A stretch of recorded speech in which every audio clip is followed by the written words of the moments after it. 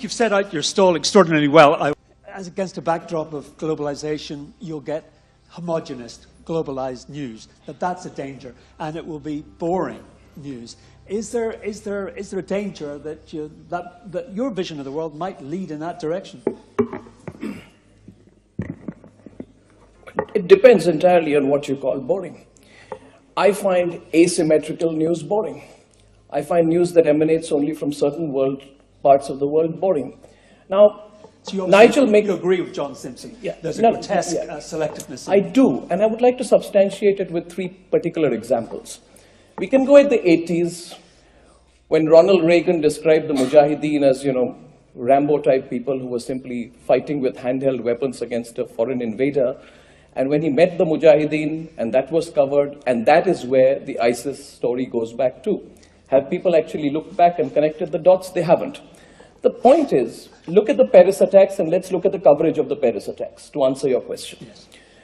Here we are. The Paris attacks have generated a lot of global coverage, up to the point where we have talked this morning about a global coalition to fight ISIS and why it cannot happen. You would know that on the 26th of November 2008, in the Mumbai attacks, 165 Indians were killed in 4 locations. In the Paris attacks, it was 1, by 10 terrorists sent from Pakistan, and that was the greatest act of bloodshed which happened. I saw that was covered extensively all around the world. They weren't. Its coverage is also, you've got to look at coverage in terms of whether you cover, or you cover with the intensity, passion, and for the length of time that you've covered the Paris attacks. You see, we must be open in this forum. The point that I'm making is the Paris attacks generated universal outrage. They should have done. And the scale of the attack has now prompted what is close to an international effort against ISIS.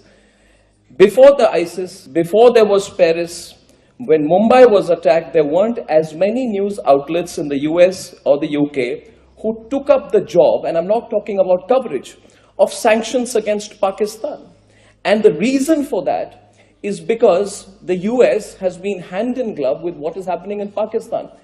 I find it very surprising, and maybe people in this audience don't know about this particular story. If I were to tell you that the person who carried out the surveillance was one of the masterminds of the attacks in Mumbai, was an American citizen by the name of David Coleman Headley, who was not just an American citizen, he was an FBI double agent.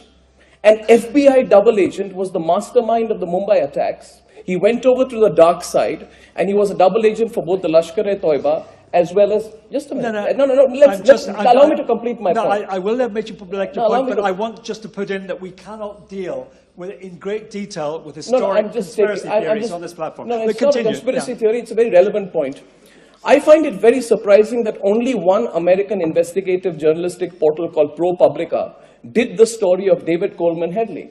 And the reason I'm highlighting it is, please consider, if today it was proven that there was a similar person responsible for the Paris attacks, what kind of coverage would that have got, as opposed to the coverage that this story got? Now, we can say, how many American news outlets and British outlets have said, how can you get into a plea bargain with this particular individual? The point I'm making is one simple point. There is, I wouldn't say bias or prejudice, but there has been an asymmetry which perhaps, and I would give the benefit of doubt, stems from the locational prejudices that come in, that when things happen, when they are closer to you, you report it in greater depth. When they happen away from you, you do report it, but not with the same intensity and passion. And I think that is one of the reasons today we need a balance of powers in the media world. Are we not confusing two things? Domestic news services and international news services represented here today. Surely the asymmetry is not the same. There's a problem with domestic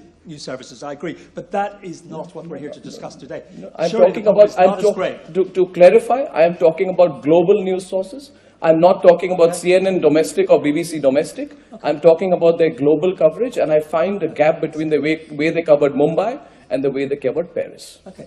In a sense, Anna, you've already addressed the problem, but maybe at just a greater length. Does that view chime with, if it's a short one? A very short one. The point she's making, and I agree with her, that the genuine belief is that it is only in a very diversified media space that you can have a very serious discussion of the causes and the climate that has led to the situation in the Middle East today. And hence, if we are to truly examine what are one of the factors, because domestic public opinion matters everywhere in the world. If there was domestic public opinion, since we cannot separate with respect what domestic channels do from what global channels do, because if the domestic channel is building up a certain sentiment in favor of a war, then inevitably there is less pressure on the government. Hence, we must examine whether the domestic channels also are asking the questions in as forthright a way.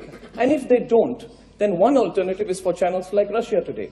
Other channels emerging from elsewhere in the world to broadcast right into the USA, so that people there get a different perspective. That's exactly what we're doing, and if you let me continue.